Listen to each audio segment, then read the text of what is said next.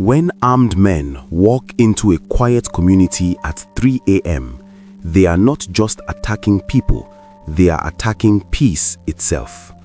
In Kaduna State, another night of fear has left families mourning, a priest missing, and a community asking the same painful question Nigerians keep asking: when will this end?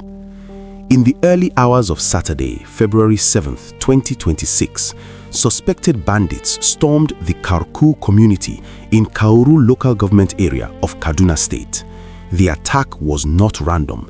It was targeted, deliberate, and carried out under the cover of darkness when residents were most vulnerable. According to confirmed reports from the Catholic Diocese of Kafanchan, the attackers moved straight toward the residence of Reverend Father Nathaniel Asuwaye, the parish priest of Holy Trinity Catholic Church. The time was around 3:20 a.m. By the time the community understood what was happening, the damage had already been done. 3 residents lost their lives during the invasion. Their names have been identified as Mr. Jacob Danazumi, Mr. Maitala Kaura, and Alhaji Kusari. These were not combatants.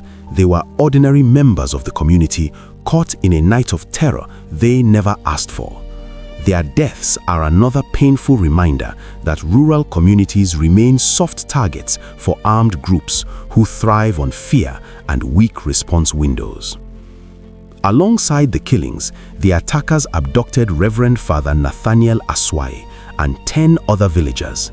11 people taken away into the darkness, destination unknown.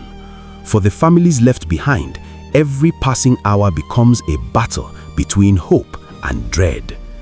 The Catholic Diocese confirmed the incident through its Chancellor, Reverend Father Jacob Shanet, bringing credibility to what residents had already witnessed firsthand.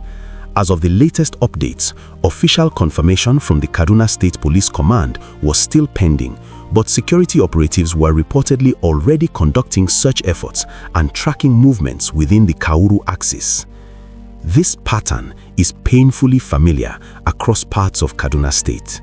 Armed groups often strike remote or semi-rural communities where response time is slower and escape routes through forest corridors are easier.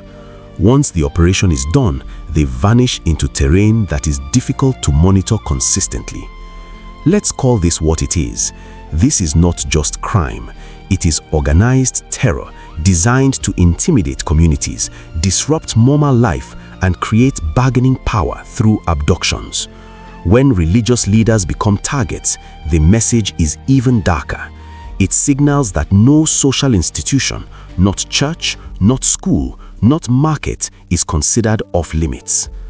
Kaduna has been one of the states repeatedly hit by kidnappings and armed raids over the past few years.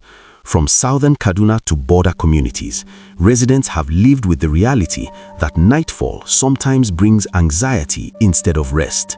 Farmers adjust their schedules, travelers avoid certain routes, parents worry whenever loved ones are late returning home. What happened in Karku fits into that wider insecurity belt stretching across parts of the northwest and north central. These groups rely on surprise, speed, and local knowledge. They strike where they believe resistance will be weakest and where they can leave quickly before reinforcements arrive. Security sources say a manhunt has been launched, and that is important, but Nigerians have learned to look beyond announcements and watch for results. Arrests, rescues, sustained patrol presence, those are the real indicators that pressure is being maintained. Because the truth is simple: if attackers believe they can operate without consequences, they return, bolder, more organized, more dangerous. This is why community intelligence matters. Many successful rescue operations in the past were made possible because someone spoke up early, someone noticed strange movement, someone refused to keep quiet. Silence gives criminals time.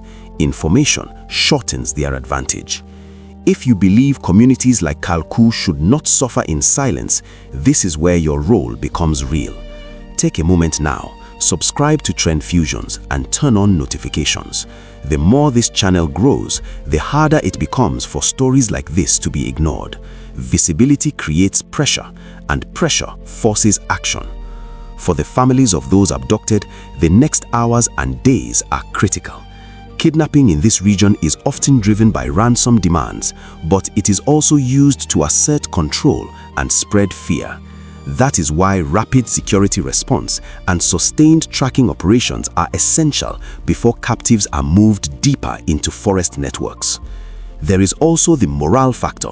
When a priest is taken from his residence, it shakes confidence not just in that community, but across neighboring areas. Religious institutions often serve as safe spaces and emotional anchors. An attack there sends a psychological message that nowhere is sacred. Nigeria is currently facing multiple layers of insecurity at once. Insurgency in the northeast, banditry in the northwest, communal and armed raids across the north-central corridor. These threats overlap, share supply routes, and sometimes exchange logistics networks. That is why isolated responses rarely solve the bigger problem. Long-term stability requires sustained presence, better rural surveillance, faster response mobility, and stronger cooperation between communities and security agencies. Courage alone is not enough.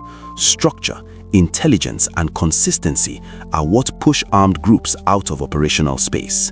For now, what we know is clear. 3 lives have been lost, 11 people are in captivity, a community is grieving, and security forces are under pressure to deliver results quickly. What Nigerians will be watching next is straightforward. Will there be verified rescue updates? Will suspects be identified? Will patrol visibility increase in Kauru and surrounding communities? Because preventing the next attack is just as important as responding to this one. To the families affected, this is more than news. It is personal loss. And every time we report these stories with honesty and without fear, we make sure those lives are not reduced to statistics. If you want reporting that speaks plainly, calls wrongdoing by its real name, and keeps attention on the people who need it most, then be part of this movement. Subscribe to Trend Fusions, share this video, and add your voice in the comments. When more people stay informed, criminals lose the advantage of silence, and communities gain the strength that comes from being seen and heard.